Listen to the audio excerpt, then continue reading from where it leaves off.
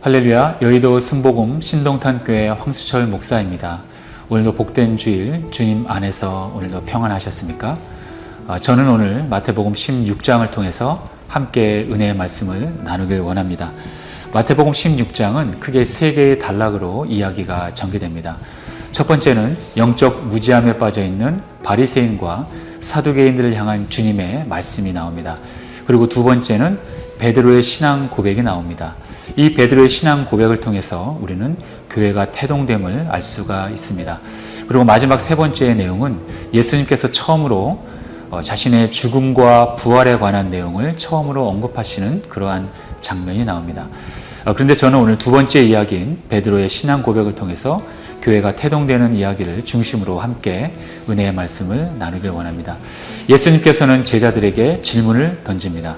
세상 사람들은 나를 뭐라고 부르느냐? 이렇게 제자들에게 질문을 던졌을 때 제자들은 이렇게 말합니다. 주님, 사람들은 주님 보고 세례 요한이라고 합니다. 또는 엘리야라고 합니다. 또는 예레미야나 선지자 중에 한 사람으로 부르고 있습니다. 이렇게 주님께 말씀을 드립니다. 그런데 예수님께서는 이러한 제자들의 대답에는 아랑곳하지 않습니다. 그리고 전혀 다른 질문을 단도직입적으로 제자들에게 합니다. 바로 이런 질문이었습니다. 너희들은 나를 누구라 하느냐? 너희들은 나를 어떻게 여기느냐? 너희들은 나를 무엇이라고 부르느냐? 이렇게 질문을 던지는 것이었습니다. 바로 이 질문은 저와 여러분들에게 매우 중요한 질문입니다. 주님께서는 바로 여러분들에게도 이 질문을 드립니다. 너는 나를 누구라고 믿느냐? 세상 사람들이 말하는 것 말고 저 음부의 권세가 나를 설명하는 것 말고 바로 너는 나를 누구라 믿느냐? 바로 이 질문입니다. 우리는 이 질문 가운데 주님 앞에서 독대하여 명확하게 주님 앞에 신앙의 고백을 해야 할 줄로 믿습니다. 바로 이러한 질문 가운데 제자 중에 베드로가 바로 16절에서 이렇게 고백합니다. 주는 그리스도시요 살아계신 하나님의 아들이시니이다. 바로 위대한 신앙의 선언이 시작되는 것입니다. 그리고 베드로의 이 고백을 들은 주님께서는 매우 기뻐하시며 이렇게 말씀하십니다. 내가 이 반석 위에 내 교회를 세우리니 음부의 권세가 이기지 못하리라. 이렇게 18절에서 말씀하고 있는 것입니다. 여기서 말하는 이 반석이라는 것은 베드로를 말하는 것이 아니라 베드로가 고백한 그 신앙의 고백을 말하는 것입니다. 즉 다시 말한다면 예수님만이 그리스도이시고 예수님만이 살아계신 하나님의 아들임을 믿는 자들의 공동체 위에 바로 주님은 교회를 세우시겠다는 그러한 강한 의지를 말씀하신 것입니다. 교회는 건물이 아닙니다. 교회는 바로 이 신앙 고백 위에 세워진 믿는 자들의 공동체를 말하는 것입니다. 그런데 예수님께서는 여기서 매우 중요한 이야기를 한 가지 더 하십니다. 그것은 바로 음부의 권세가 이 교회를 절대로 이기지 못한다는 것입니다. 여러분, 음부의 권세가 무엇입니까? 바로 마귀의 권세를 말하는 것입니다. 그렇다면 마귀의 권세는 무엇입니까? 다시 말하면 마귀의 무기는 무엇입니까? 우리가 이기지 못하는 그 한 가지, 바로 죽음입니다. 마귀는 우리를 죽음으로 몰아가고 있습니다. 우리는 죽음을 절대로 이기지 못합니다. 그러나 이기신 유일한 한 분이 계십니다. 바로 예수 그리스도이십니다. 어떻게 이기셨습니까? 바로 부활로 이기신 것입니다.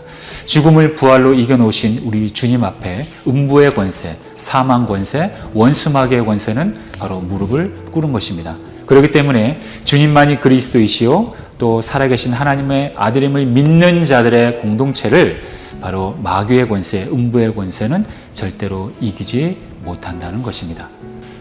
지금은 IT 시대이고 또 온라인 시대라고 우리는 지칭합니다. 이 IT 시대와 온라인 시대는 매우 편리하고 장점이 너무나도 많이 있습니다. 복잡하고 어려운 일들을 한순간에 빠르게 처리할 수 있으며 짧은 시간 안에 많은 정보를 우리가 습득할 수가 있습니다. 참으로 편리합니다. 지금 우리가 이러한 어려운 시대에 서로 대면하지 못할 때 또 온라인을 통해서 또 화상 예배를 또 이렇게 드리고 있는 것입니다. 그러나 그런 편리함 속에서는 또 엄청난 단점도 있습니다. 바로 이 온라인을 화면을 통해서, 이 화상을 통해서, IT를 통해서도 마귀는 여지없이 그 안에서 우리를 죄 가운데로 빠뜨리려고 노력하고 있다는 것입니다. 많은 사람들이 그 온라인이라는 그 익명성을 통해서 죄를 짓고 있으며 그 안에서 나태해지고 있으며 그 안에서 자신을 숨기고 있습니다. 바로 이러한 양면성이 있다는 것을 우리는 반드시 알아야만 한다는 것입니다. 우리는 교회를 탐방하고 있습니다. 우리는 예배를 통해서 하나님을 만나야 하는데 온라인 예배를 통해서 우리는 하나님을 조사하고 있습니다. 물론 하나님께서는 시공간을 초월하시는 분이기 때문에 우리가 충분히 온라인상을 통해서도 하나님을 만날 수 있고, 충분히 우리는 온라인을 통해서도 많은 은혜를 받을 수 있습니다. 그러나 그것만으로는 온전한 그리스도인이라 할 수 없습니다. 그것만 의지했다가는 우리는 음부의 권세를 절대로 이길 수가 없는 것입니다. 왜냐하면 교회란 예수님을 머리로 하여 각 지체들이 모여 몸통을 이루는 하나의 공동체이기 때문입니다. 사도 바울은 고린도전서 12장과 에베소서 1장을 통해서 바로 이러한 교회에 관하여 우리에게 말씀해 주셨습니다. 그렇다면 여러분들은 교회의 구성원으로서 교회 안에 계십니까? 아니면 교회를 탐방하고 서치하는 그러한 관람자로서 계십니까? 우리가 세상 권세, 원수마귀를 이기기 위해서는 반드시 주님이 선언하셨던 것처럼 우리가 교회 안에 있어야 한다는 것입니다.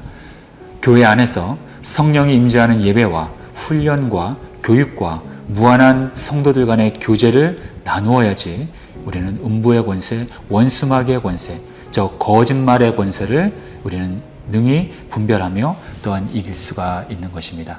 지금은 우리가 비상사태이므로 비록 안전을 위해서 우리가 대면 예배를 드리지 못하고 비대면 예배를 드리고 있지만, 온라인상으로 예배를 드리고 있지만, 우리가 이 가운데에서도 끊임없이 교회의 부흥을 위해서 기도해야 하며, 우리는 끝없이 교회를 사랑하고 또 아끼며 또 날마다 성도 간의 교제를 꿈꾸고 우리는 실현해야 한다는 것입니다. 혹시 지금 이 시간 교회의 구성원됨을 가볍게 여겨서 혹시 교회 밖으로 떠나신 분들이 있다면 다시 한번 주님 앞에 나와 각 지체로서 교회의 하나의 구성원으로서 다시 한번 교회 안으로 들어오시길 주님의 이름으로 소망합니다. 그래서 얼마 남지 않은 마지막 그날에, 주님 오시는 그날에 하나님이 주시는 생명의 면류관을 차지하는 저와 여러분들 되시길 주님의 이름으로 축원드립니다.